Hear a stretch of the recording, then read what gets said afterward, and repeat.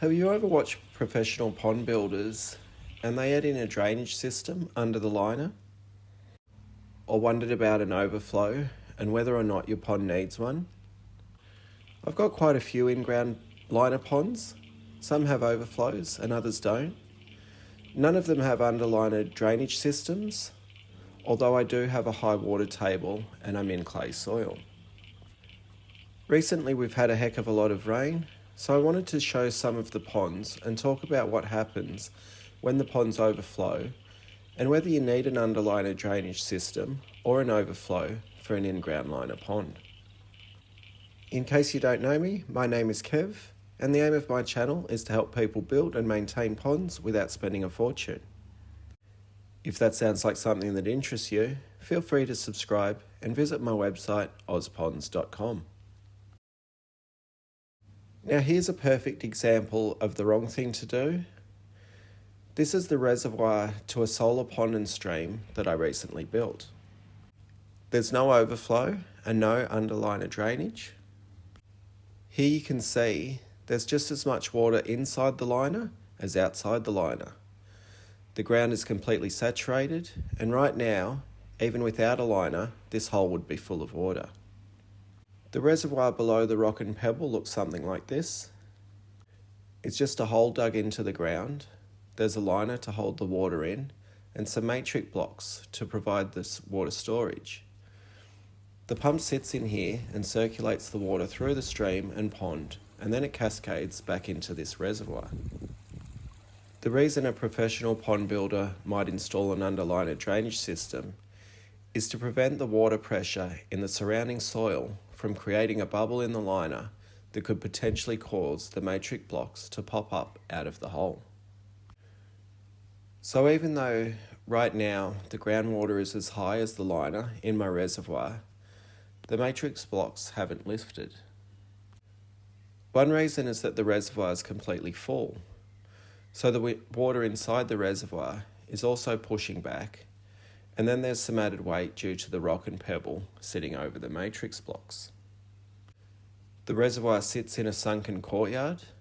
Once the reservoir is full, the water spreads out over the pavers. It's certainly not a perfect situation, and I probably should have had a drainage plan in place. But as long as I don't empty out the reservoir while the water table is high, this balance of opposing forces should be maintained. The exact same thing happens in a pond. The water inside the pond pushes outwards, the water in the surrounding earth pushes inwards. This pond sits in the same courtyard. It's hard to see on the video, but the water level inside the pond is slightly higher than the ground level that surrounds the pond. So this situation is a bit better, as if the pond is full, it's impossible for the water in the surrounding soil to create enough pressure to lift the liner. The water will just follow the path of least resistance and head off down the hill where there's no opposing force. Again, I don't have an overflow or a drainage system. Once the pond is full, it just overflows wherever the lowest point of the liner is, into the surrounding soil. Probably not the best building practices, but it hasn't caused me any issues. This pond's a bit different again. It's right up against the house, so on this one I have an overflow in place. Over here, this dry sort of creek bed is where I intentionally created a low spot. Under the rock and pebble is a liner that goes into a big hole lined with geotextile fabric and filled with rock and pebble. The idea being that it can overflow to this point and then permeate into the ground.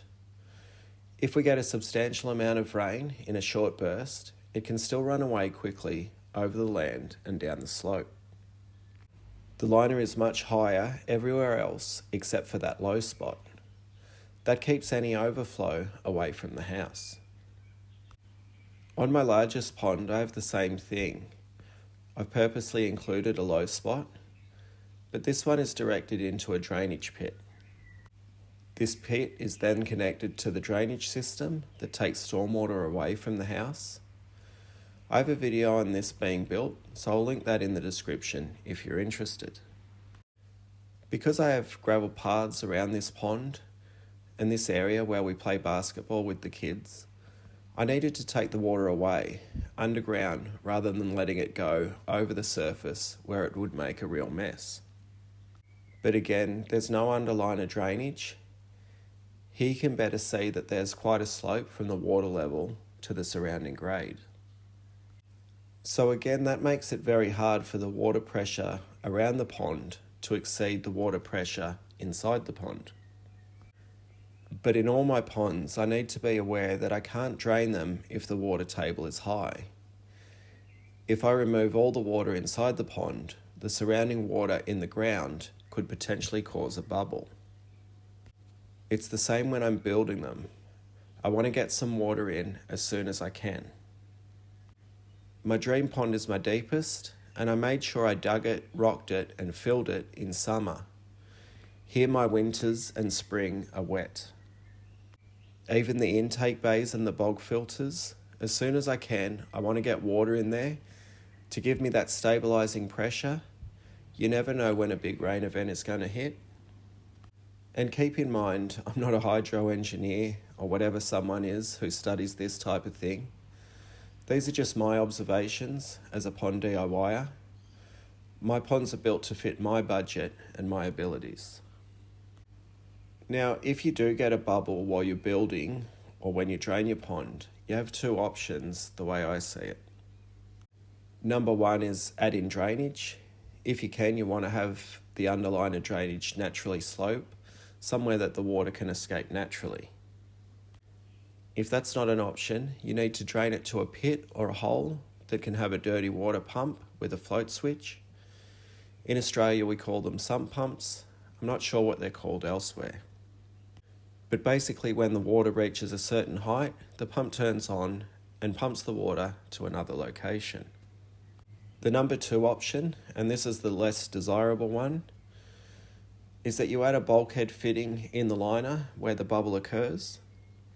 You then attach a non-return valve to the bulkhead. This allows the groundwater into your pond, thus taking away the build-up of pressure. A problem is you don't know the quality of the groundwater that's entering the pond, especially during those heavy rainfall events. So from a filtration point of view, it's a horrible option.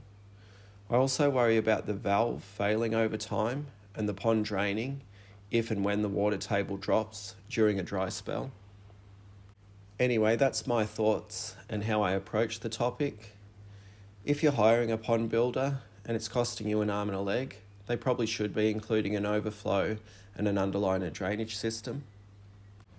But if you are a DIYer like me, and you're aware of when you can and can't drain your pond, and you take precautions during the build, well, I think then that's fine too. I hope this was helpful. If it was, feel free to tickle the thumbs up button, and be sure to visit ozponds.com for more helpful resources and products. Thanks for watching. See ya.